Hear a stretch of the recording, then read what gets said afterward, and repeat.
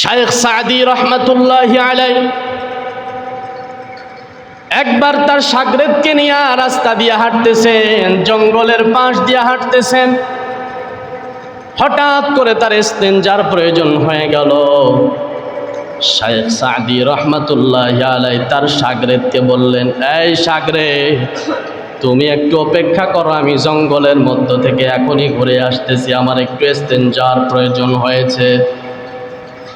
শাইখ সাদি রহমাতুল্লাহি আলাইহি জঙ্গলের মধ্যে তার হাজত পূরণের জন্য রওনা করেছে।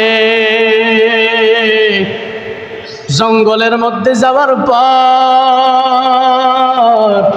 শাইখ সাদি রহমাতুল্লাহি আলাইহি তাকায়া তাকায়া দেখতেছে আল্লাহর কত সুন্দর সৃষ্টি।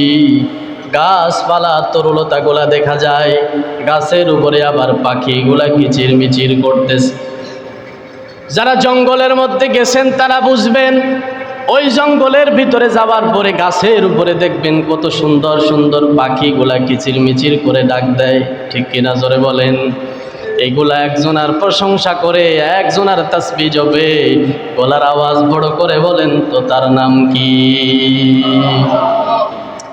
আমার ভাইরা, শাইখ সাদি রহমাতুল্লাহি আলাইহি তাকায়া দেখতেছে যেখানে তিনি ইস্তিনজা হাজত পূরণ করবে তার পায়ের নিচেও ঘাসগুলা দেখা যায়, আশপাশে সব ঘাসগুলা দেখা যায়, বড় বড় গাছের মধ্যে পাতাগুলা দেখা যায়, বাতাস কেমন যেন নড়তেছে, শো শো করে আওয়াজ দিতেছে, পাখিগুলা কিচিরমিচির করে আওয়াজ দেয়।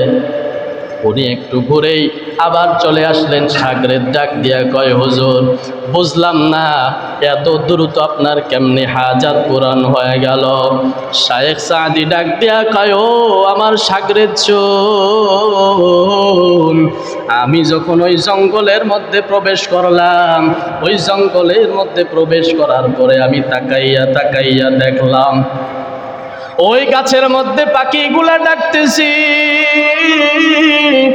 ওই গাছের মধ্যে বাতাসে কেমন যেন পাতাগুলা নড়তেছে। যেখানে আমি হাজাতটা পূরণ করব, ওইখানে তাকাইয়া দেখলাম পায়ের নিচে আল্লাহর সৃষ্টি ঘাসগুলা দেখা যাইতেছে, এগুলা আল্লাহর প্রশংসা করতেছে। আর এই আল্লাহর প্রশংসা যারা করে ওদের উপরে আমি কেমনে হাজাত পূরণ করব? আল্লাহু আকবার বলেন। তাহলে আল্লাহর যত সৃষ্টি আছে সব কিছু আল্লাহর প্রশংসা করে। জোরে বলেন, কার প্রশংসা করে? আরো জোরে বলেন, কার প্রশংসা করে? আমার ভাইয়েরা, মানুষ হয়েও যখন আল্লাহর প্রশংসায় লিপ্ত হয় না, এই প্রশংসা মানে আলহামদুলিল্লাহ বলে ছেড়ে দেওয়া তা নয়।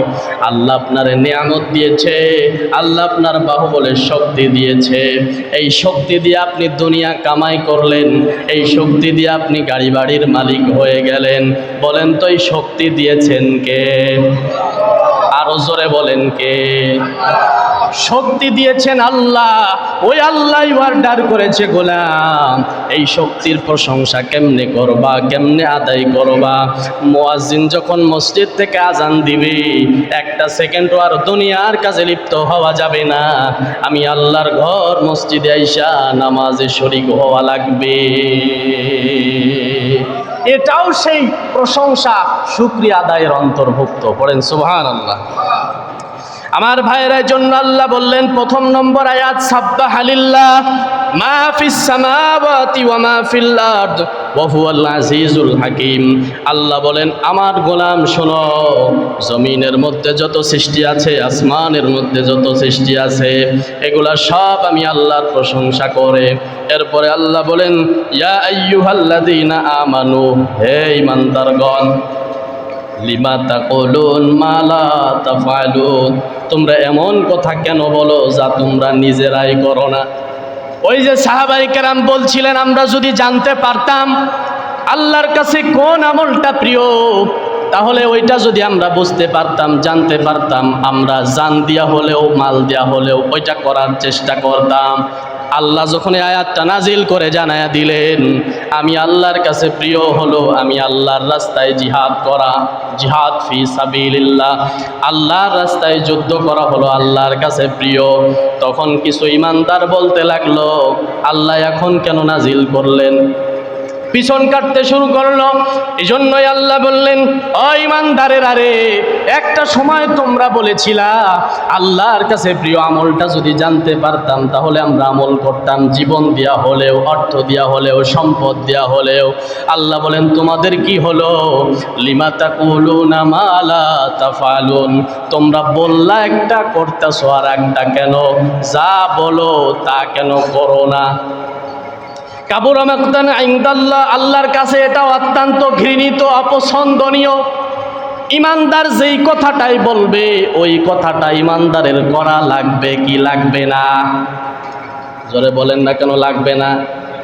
যদি যেই কথাটা বলে ওই কাজটা যদি না করে বুঝবেন এর ভিতরে ঈমান নাই, এই ব্যক্তি মুনাফিকের আলামতের মধ্যে বিরাজমান। তাহলে আল্লাহর কাছে প্রিয় আমল হলো ইন্নাল্লাহা ইউহিব্বুল্লাযীনা ইউকাতিলুনা ফি সাবিলিহি সাফফান কাআন্নাহুম বুনয়ানুম মারসুস। আল্লাহু আকবার বলেন। আল্লাহ বলেন তাদেরকে আল্লাহ ভালোবাসে, ইউহিব্বু এটা মুজারের সিগা, তাদেরকে আল্লাহ ভালোবাসে, ইউকাতিলুনা ফি সাবিলিহি সাফফা, যারা কান্নাহুম বুনয়ানুম মারসুস, সীসা ঢালা প্রাচীরের মতো ঐক্যবদ্ধ হয়ে, কাতারবদ্ধ হয়ে, সারিবদ্ধ হয়ে আল্লাহর দ্বীনকে জমিনে প্রতিষ্ঠা করার জন্য লড়াই করে। আল্লাহ পাক এদেরকে ভালোবাসে। সুবহানাল্লাহ।